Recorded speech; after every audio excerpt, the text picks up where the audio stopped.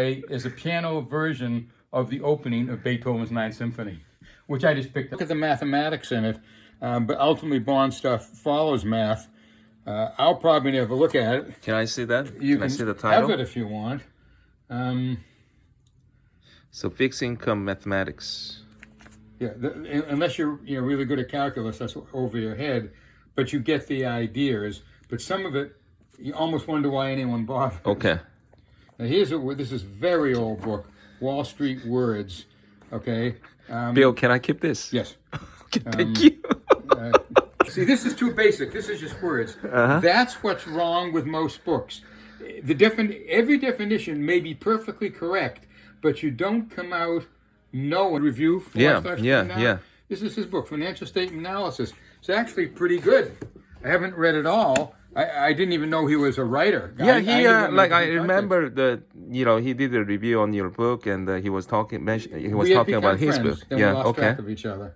There's no reason for us to have stayed in touch with each other. Okay.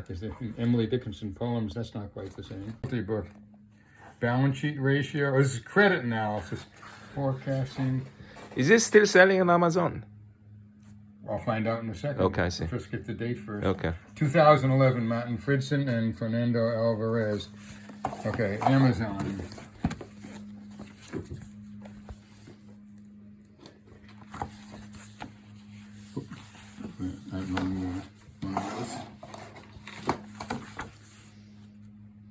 Go away.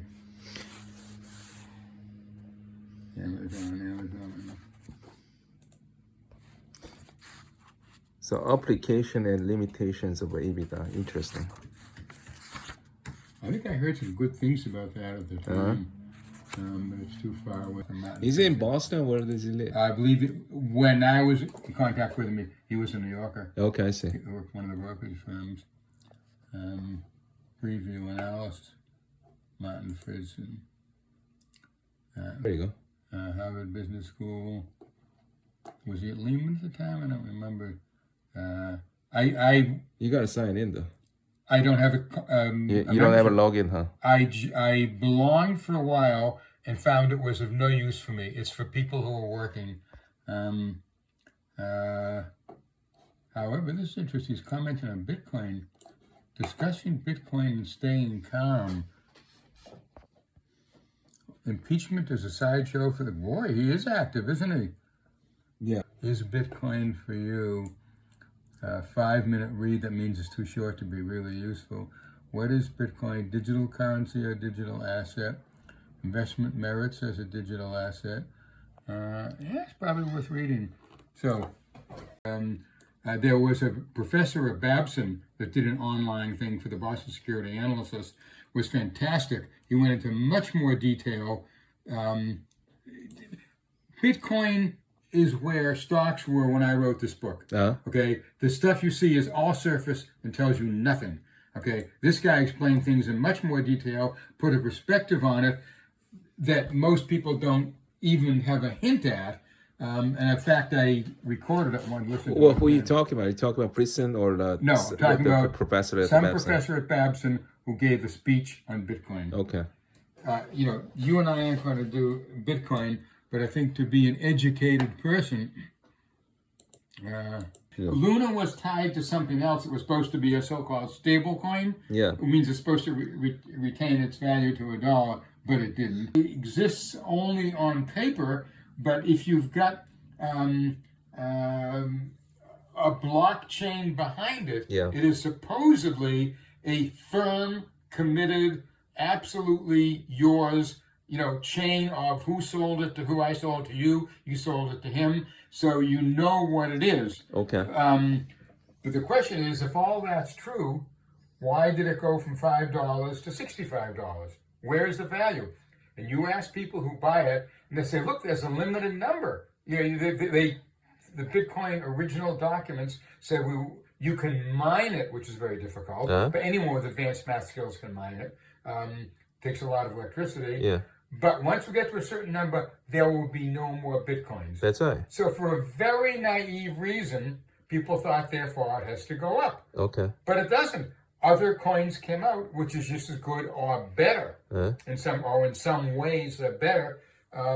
And therefore, yes, maybe Bitcoin's limited, but so what? If you run out of them, no one needs it. Where's the value? But again, you ask the naive people, and they'll just say, but there's a limited amount. That's a very simplistic answer. And people who bought it at 65, today it broke below 19,000. I've been waiting for that to happen. It broke down to about 20,000 a month or two ago and has bounced around there. But to me, Bitcoin is right now the ultimate measure of speculation because most people buy it for that reason. Now you have some rich people buying it and some banks buying it. So are you saying that the Bitcoin is another measure of volatility? That's what I'm saying. In the market in general, not of itself. I'm saying when Bitcoin, or no, not so much volatility. Like the VIX, it's a measure of speculative fever in the market. Okay, that volatility gives you a measure of the market's willingness to take risk. Okay. When Bitcoin is up, you'll notice that, small stocks are up too. Okay. When small stocks are going down, Bitcoin's down. Now, I have a thesis on that. I could be wrong, so don't quote me on this. I believe that a lot of people who had big profits in Bitcoin, and there are a lot of them, were using that margin to buy stocks. So if Bitcoin goes down, they're going to get a margin call on those stocks. Conversely, people who have stocks that are way up were using the margin to buy Bitcoin. Sure. So if the stocks go down, they know they're going to get a margin call. They're forced to sell their Bitcoin. So again, it's only a hypothesis, but I believe there's enough of them out there that speculative stocks and Bitcoin, people leverage against the other. And when one goes down, whichever one it is, they're going to be, and is threatened with margin calls. They have to sell the other to cover their margin. Well, I mean, in other words, they're going to start a downward spiral. Well, isn't Bitcoin kind of like in these days moving along with the broader market average though? Because that's my question. Is that, well, I mean, yes, if a market is down, 10%, then Bitcoin is down probably 20%. I think the correlation of Bitcoin with speculative stocks, whether in up or down days or percentage gain or loss, is more closely tied to speculative stocks. Sure. The type of things that be imagined. I haven't analyzed it, just eyeballing it, that seems inevitable. Okay. Hang on, I want to print this. I never invested in Bitcoin. I don't really understand. I mean, I don't really understand people working in that industry. Most people don't understand. I don't think most people in the industry understand. Like your South Korean fugitive. I'm not sure he understood. Did he really know what traps he was falling into? I don't know. Maybe he made some naive decisions and said, look, the public is going crazy. Let's just take advantage of it. He may not know. And the SEC, Securities Exchange Commission, initially did not get involved. They said, the SEC said we should have jurisdiction over this. It's like a security. Other branches of the government said, no, it's not. Why did those branches, I'm thinking too many pages here. Why did those branches say no? Probably because the people that started these companies made major donations to the re-election fund of Senator so-and-so. That's a guess. But there was a distinctive movement or pressure not to get involved. 1, 2, 3. People don't even know, how to classify the Bitcoin, intangibles or... You can't. I mean, there's but there's no regulation, though. I mean, well, there's some regulation, and there's more coming quickly. But the point is, it doesn't fit into every category that you might look for. It just doesn't. What category? What kind of a car is an ant? That's an ant isn't a car. It doesn't fit the car category. We'll go to 5-year. Now, this is what I was thinking. After it had the first spurt in 1917, 2018, when it stayed at 5 for a while, I said to myself, Pike, buy some at $5,000. I never got around to it. Went up to 10, said, oh shit, I've missed it. Yeah. Dipped back briefly. Obviously, I had no idea it was going to do that. I would have bought the hell out of it. Yeah, see the resistance right over here, 19,000. It just confirms Yeah. over. Okay, so Yeah. However, so that, I guess that is a support, from my understanding. well, in general, yes, but over 2 years, with the volume of this that's traded, I don't think it's meaningful support because it is turned over so much. The concept of support is, it's the other way around. Yeah. People have bought here profits just when they're about to give up. All those people who buy when they're about to give up their profits, may buy and support it.